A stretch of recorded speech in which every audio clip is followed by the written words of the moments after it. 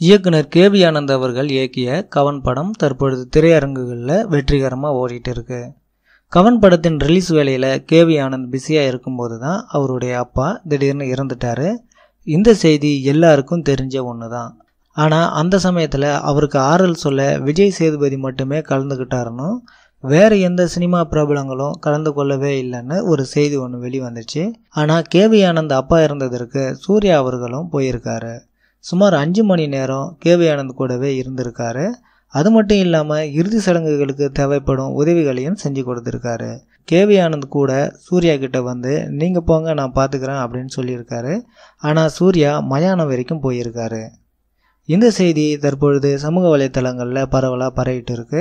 உண்மையாகவே துக்கம் நடக்கிற வீட்டில் நம்ம கூட இருந்தோம்னா பாதிக்கப்பட்டவங்களுக்கு மிகப்பெரிய ஆறுதலாகவே இருக்கும். சூர்யா போன்ற ஒரு பெரிய நடிகர் கேவி ஆனந்த் கூட இருக்கும்போது உண்மையிலேயே கேவி ஆனந்துக்கு மிகப்பெரிய ஆறுதலாக இருந்திருக்கும்.